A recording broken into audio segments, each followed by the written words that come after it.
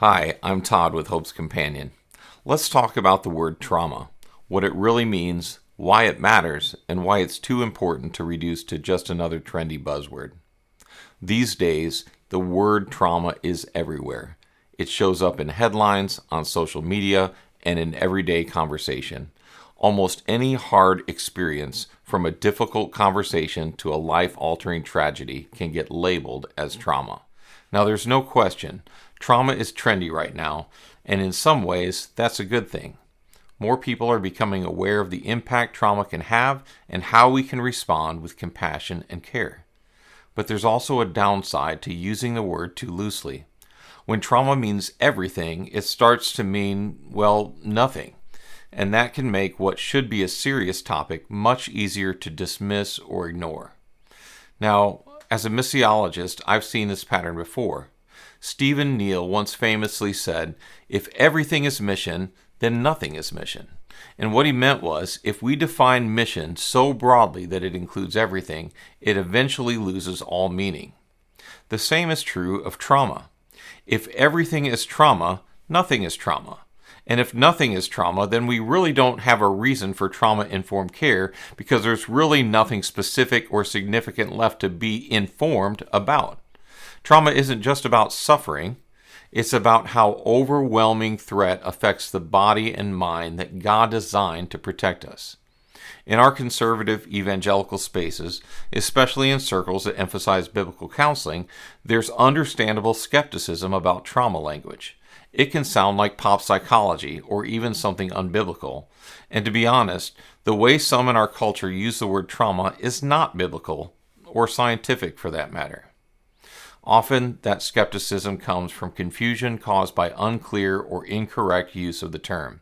When we're vague or imprecise, it's easy to dismiss trauma-informed care as just another trend. But when we're clear and grounded, we can see that this work aligns deeply with biblical compassion and wisdom. Now, this next part is especially for my fellow Baptist preachers out there because let's be honest, we all love a good alliteration. So let's talk about the 3 E's of trauma: event, experience, and effect. The first E is event. Trauma begins with an event or a series of events that involves a real or perceived threat to someone's safety, life, or well-being. This can include things like actual or threatened death, serious injury, or sexual violence. But trauma can also result from other overwhelming experiences, like severe neglect, emotional abuse, or betrayal, especially when those experiences strip away a person's sense of safety or stability. Now, not every hard or painful experience is traumatic. Trauma occurs when an event pushes someone beyond their capacity to feel safe or in control. Such an event can leave a lasting imprint that shapes how they think, feel, and relate to the world around them. The second E is experience. To be considered trauma, what matters deeply is how the person experienced the event. 2 people can go through the same situation, and one may walk away relatively unaffected, while the other experiences it as overwhelming, life-threatening, and prompting the brain and body's natural stress response to danger. The experience of traumatic event is subjective. It's not just about what happened, it's about how the nervous system responded. The final E is effect. Trauma leaves a mark. It affects both the brain and the body. It impacts our emotions and our relationships. Sometimes the effects are immediate, other times they don't show up until years later.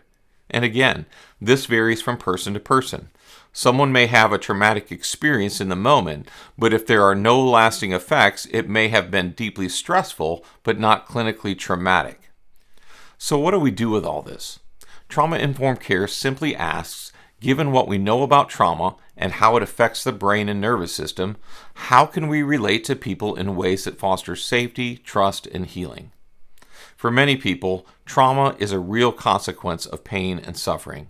And God, in His wisdom, designed our brains and bodies to protect us from danger. But because of the brokenness of the world, the consequences of the fall, our brains can become overwhelmed, and those protective systems can be wounded. That's why trauma-informed care matters. It's not about being soft, it's not about being trendy, and it's certainly not about replacing Scripture. When we get this right, we can meet suffering people with wisdom and grace. Because again, if everything is trauma, nothing is trauma. But when we understand what trauma really is, we can become part of helping someone find hope and healing. If this resonated with you, I'd love to share a free resource to help you go deeper. Download our personal safety plan template, a practical tool to support trauma survivors in your church or ministry. The link's in the description. And don't forget to subscribe because we're posting new videos every week on trauma-informed ministry. Thanks for watching, and thanks for caring well.